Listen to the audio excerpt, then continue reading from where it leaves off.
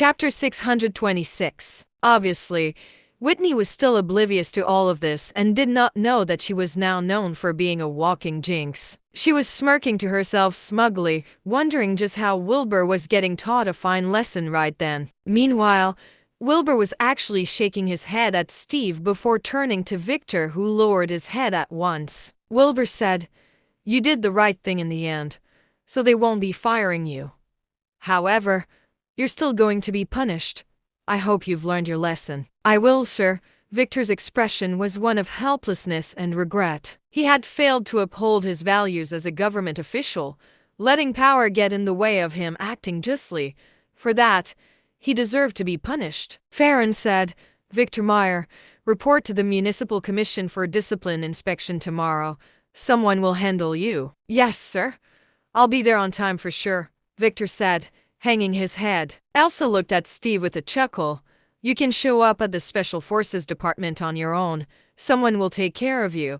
And I'd start praying for a clean record if I were you." Steve's heart practically fell into his stomach.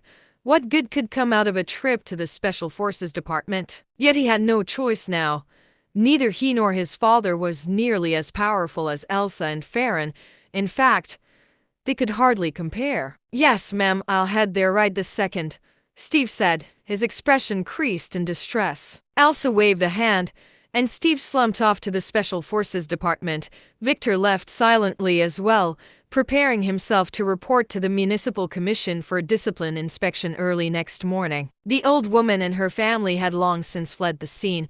They knew that there was no getting their way here, or they might actually end up in jail if they were to insist on kicking up a fuss. What they were most afraid of, however, was the confiscation of their pensions. That was truly ruthless. Wilbur watched as they left and could not help but let out a sigh. "What's the matter, big guy?" Farron asked. Wilbur frowned. "If anyone else had been in my position today, they might have ended up in jail on top of having to pay for the extortion." Elsa and Farron flushed awkwardly at the words. It was true that there were too many bad eggs in the system, and there was not much the government could do about people like the old woman and her family. Farron sighed. "I know we're not perfect just yet, but I'm sure that we'll get better as the law enforces itself in time." "I sure hope so," frowned Wilbur. Just then, Elsa said, "Hey, since we're all out here, why don't we have a few drinks?" "I just ate," said Wilbur. Elsa was deaf to Wilbur's words, dragging him into the restaurant as she said, "Well, we're not eating here, we're drinking. Besides, you're more than capable of having another meal with that appetite of yours." And so, Elsa, Wilbur, Farron, and Skylar entered the restaurant once again. They ordered some food and a few bottles of liquor, planning to drink to their heart's content. Just then, over at the foot of a mountain in Eagle City, a car pulled up in front of a straw hut. Slowing to a stop, Justin Yeager emerged from the car, holding a bottle of fine liquor as he entered the hut. In the hut sat an elder, who was in the middle of his meditation. The elder looked to be in his 70s or 80s. He was a tall, wrinkled man with matted hair that looked like it had not been washed in decades. Yet Justin, the son of Eagle City's top dog, seemed to treat this shabby-looking man with great respect. He got down on his knees at once upon entering, setting the liquor down next to him as he bowed deeply to the elder. "Sir, I have a request to ask of you." Chapter 627. The elder's eyes snapped open, and his gaze landed on the liquor next to Justin. He snatched it up in one swift move, wrenching the cork off and draining its contents like he was starved. After he was done, the elder wiped his mouth and looked at Justin. "What's the matter?" "There's someone I'd like you to kill, sir," said Justin. The elder glanced at Justin. "They must be pretty powerful for you to come asking me for help." "Yes, I think he's a sanctuary-level cultivator," said Justin. The elder barked out a laugh. "You young folks are getting brave, aren't you? Messing with a sanctuary-level cultivator, I need this man dead. Please help me just this once, sir," said Justin. The elder fell silent for a beat, before saying, "You've taken good care of my family in the past decade or so, giving me the time and space to focus on cultivating. I thank you for that, but surely I shouldn't have to kill a sanctuary level to express my gratitude." Justin's face fell at once, but he still said, All right, then. I won't be in your way anymore, sir. He got to his feet, bowing to the elder, and turned to leave. Just then, the elder said, "But I've been a peak sanctuary cultivator for over a decade, too. I might just be in need of a battle to reach new heights in my cultivation. Let me ask you this, is he very powerful?" "I think so. He was able to wound 3 peak ambience level cultivators with just one move," said Justin. The elder chuckled. "Sanctuary level beating ambience level isn't really a fair comparison. Fine, tell me his name and address and I'll pay him a visit. I hope he doesn't disappoint me." Justin practically lit up. "His name is Wilbur Penn. He's the owner of Cape International in Seachertown. He also goes by Trevor Penn, head of the Carden Province Cultivators Association and top dog of Carden Province." It was clear that Justin had done his research on Wilbur. The elder paused momentarily.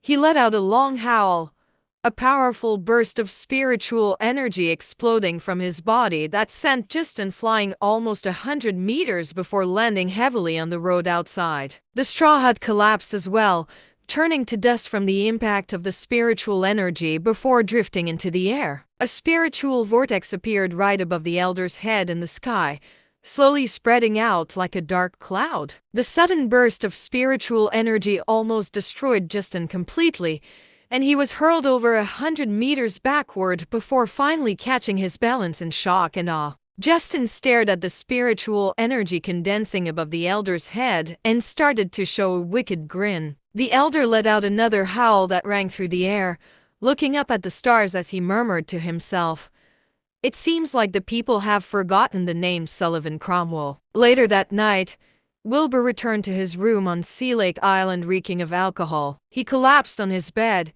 shaking his head hard a few times. The four of them had downed 6 bottles of whiskey on their own, and Wilbur was honestly a little dizzy. Yet not long after he had lied down, something came into his mind. Wilbur sat up with a start, entering his demiplane at once and snatching up the crystal bone. He had been hesitating on whether he should contribute the crystal bone to the dragon's altar or absorb its energy ever since he had gotten it. It would be a brilliant contribution, as it held an immense energy that surpassed the blood embryo he had gotten. But it also held a pure energy that Wilbur knew would take his powers to another level if he were to absorb it. After thinking for a long while, he decided to contribute it to the dragon's altar. That old dragon had many more tempting things to offer him in comparison. With a sigh, Wilbur hurled the crystal bone onto the dragon's altar. Chapter 628. An ancient aura spilled out, filling the demiplane completely. The crystal bone was converted to grace points in a split second. Wilbur stared at his newly gained 1,200 grace points. His grin was so wide it almost hurt his face. Sure enough, the crystal bone was a contribution of an entirely different level. The screen lit up, displaying a myriad of options. The very first one glittered brightly, practically beckoning at Wilbur. He took a look and was intrigued at once. Dragon Flame. The ancient dragon clan's power to breathe fire. The dragon flame can destroy anything and everything in its path and increases in power as the cultivator's own skills improve with no limit. Wilbur was drawn to it at once, unable to look away. Powers with no limits were usually the most powerful ones, and this was a special one from the ancient dragon clan. The ancient dragon clan was said to be an immensely powerful tribe during ancient times.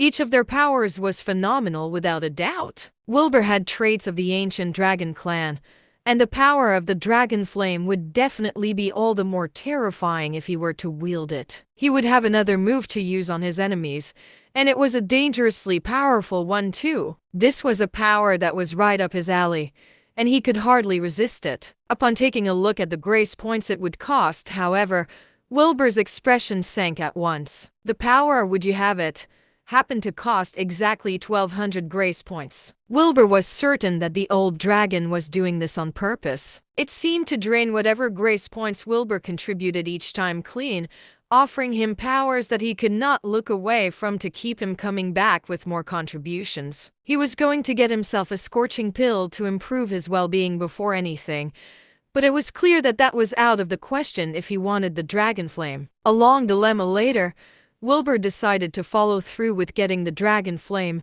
It was a power that could grow infinitely, and he could not resist it. Letting out a long sigh, Wilbur hit the button to confirm his choice. The screen lit up, and the golden flame symbolizing the dragon flame floated out and into his body. Just then, a small golden flame appeared in Wilbur's spiritual furnace, swaying softly. He was out of grace points then, and the screen disappeared without a trace before he could even get one last glance at it. Wilbur waited for a while. To his mild disappointment, nothing happened. He was even thinking that that old dragon might finally show up after such a big contribution to surprise Wilbur with a little something, but that was clearly not happening. Oh well. Wilbur was the equivalent of an ant in the old dragon's eyes. An ant would never be able to guess a human being's next move, the same way he would never be able to figure the old dragon out. The two of them were on completely different levels. Just then, Wilbur spotted the flame serpent.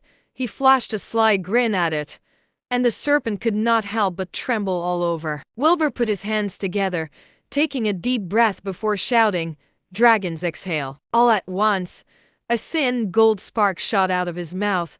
It spread into a sea of flames, completely enveloping the serpent. At the same time, the temperature of the demiplane rose at an alarming rate. The flame serpent let out a cry of agony, thrashing about heavily as it began to burn with bright golden flames. The next second, Wilbur's expression turned sour. He had thought that since the flame serpent was a fire-based creature, it would surely be able to withstand the dragon flame and merely suffer a light burn. Chapter 629. Based on the flame serpent's fire resistance, it should recover rapidly even if it suffered any minor burns. It was obvious that Wilbur had overestimated its abilities. The dragon flame did not seem to be burning out on the flame serpent's body, and it was quickly in a dangerous condition. Wilbur was shocked. He inhaled deeply, sucking the dragon flame back in and helping the flame serpent narrowly escape a horrifying fate. Wilbur had not expected the dragon flame to be so powerful. He almost killed the flame serpent. Various burn wounds appeared on the flame serpent's body, and it bared its fangs at Wilbur in indignance and agony. Wilbur chuckled awkwardly. "Sorry about that. I didn't mean it." The flame serpent let out a wail, showing its displeasure. Wilbur hurriedly left his demiplane in a state of regret. This dragon flame sure was powerful enough to be a fatal move, and his combat prowess had increased once again. "Not bad, you old geezer," Wilbur mumbled to himself, marveling at the old dragon. That guy really could do anything. Wilbur let out a chuckle before going to sleep. The next morning, Wilbur woke up on time and got ready, thinking of heading outside to have breakfast. Yet just as he reached a square on the island, Eileen was seen walking in. Wilbur smiled at her. "Done with work?" "Yep." Eileen nodded with a smile. "I'm going to have to stay here for a little longer." "No problem. Stay as long as you like." Eileen was a sanctuary-level cultivator and was considered a powerful force here as long as she stayed on Sea Lake Island. Besides, she had no ill intent towards Wilbur, and he had no intentions of making her leave. There was also the fact that both of them shared a common enemy. "Where are you off to?" Eileen asked all of a sudden just as they passed each other. "I'm going to have breakfast. Wanna join me?" "Wow. You're in the mood for breakfast. Why not?" Wilbur asked, puzzled. Eileen smiled. "Sullivan Cromwell's in Town. He's put out word that he would like to challenge the great Trevor Penn tomorrow at noon at the Drunken Inn. Surely you know about this?" "I really don't." "Who's Sullivan Cromwell, and why is he challenging me?" Wilbur asked, frustrated. Eileen chuckled. "He's a peak sanctuary-level cultivator. From the same generation as the founders of the Kiwanis Club, which means he's terrifyingly powerful. As for why he's challenging you, I think you probably know better than I do." Wilbur had gone abroad early in his life and did not know much about the cultivators in Dasha. It was true that he did not know who Sullivan Cromwell was, but from Eileen's words, this guy was definitely a legendary sanctuary-level cultivator. As to why he was challenging Wilbur, Wilbur honestly had no idea. Was it that Trevor Penn's name got too famous? Fame was both a blessing and a curse, and it was perfectly understandable that someone wanted to best him. But Sullivan was an older sanctuary-level cultivator. Things did not add up. Just as Wilbur was racking his brains for a possible answer, Eileen asked, "Did you happen to pay a visit to Eagle City not too long ago?" "Does this have to do with Eagle City?" Wilbur asked, confused. Eileen smiled. "It might. You should get ready for the battle, though. You're one of the biggest names in Cardin Province's cultivation circle, and word travels fast. All the cultivators in Cardin Province are going to show up at Drunken Inn real soon to watch that battle of yours, and it won't look good for them if you don't show up. You've made a name for yourself now, and there are some things that you just won't be able to run from." Wilbur did not know what to say to that. Fame definitely came with its own problems. "How did you find out about this, though?" Wilbur asked. Chapter 630. Eileen laughed. "The Kiwanis Club isn't to be underestimated. I've got my sources, too. You should really get ready for this. He's going to be a real doozy." She turned to leave after that, heading to her room. Wilbur fell silent for a moment before calling Matt. The call connected, and Matt said at once, "Master, I heard someone wants to challenge you at the Drunken Inn. He even said that it was going to be a fight to the death." "A fight to the death?" Wilbur frowned. What enmity could this guy possibly have with him to want a fight to the death? It was important to note that every sanctuary-level cultivator was considered a brilliant fighter. The nation had eyes on all of them, and they themselves had put in a lot of hard work to get to where they were. A sanctuary-level cultivator would never announce such a thing involving another sanctuary-level cultivator unless there was some irreconcilable hatred between them. But judging from what Eileen said, if this man came from Eagle City, it was highly likely that Justin had hired him to kill Wilbur. Justin had indeed surrendered to Wilbur, but he had a terrible ego and most likely had not gotten over the humiliation he suffered. Besides, it was perfectly understandable that someone of his position and power was able to employ the help of a sanctuary-level cultivator. If that were true, it would be a fair explanation for Sullivan's desire to kill Wilbur. Wilbur chuckled to himself. These people were getting braver and braver these days. He would have to teach Justin a lesson, or the bastard would still think that Wilbur had only managed to get the upper hand using Benjamin Grayson's name. "Have the Drunken Inn sealed completely, Matt. No outsiders allowed in there aside from fellow cultivators. Pay the innkeeper whatever's needed," said Wilbur. Matt hurried to say, "Got it, Master. I'll get to that right now." "All right. Don't worry about me. Tell Sullivan Cromwell that I'll be there on time tomorrow at noon." "Yes, Master." Wilbur hung up the call, driving out of Sea Lake Island to get breakfast. A sanctuary-level cultivator challenging him was hardly worth worrying over. He arrived at Henwood's asking for a dozen sandwiches and 2 bowls of mushroom soup. After eating to his heart's content, he returned to Sea Lake Island and got to meditating. Not long after, his phone rang with a call from Nancy. "What's up, Nancy?" "Hello, Wilbur. Are you free tomorrow?" Nancy asked carefully. Wilbur let out a sigh. "I'm really sorry, but I'm busy tomorrow. I need to meet someone from the cultivator circle." "Ah, that's all right. I won't be in your way then. Bye, Wilbur."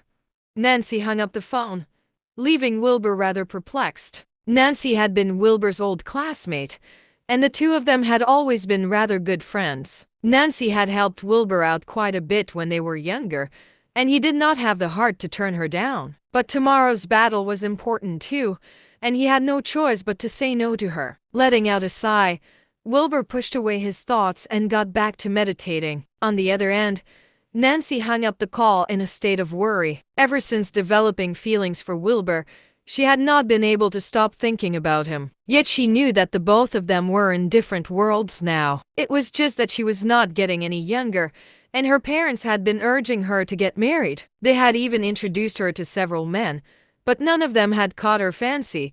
This time her family had introduced him to yet another owner of a small business. He was young, handsome, and rich.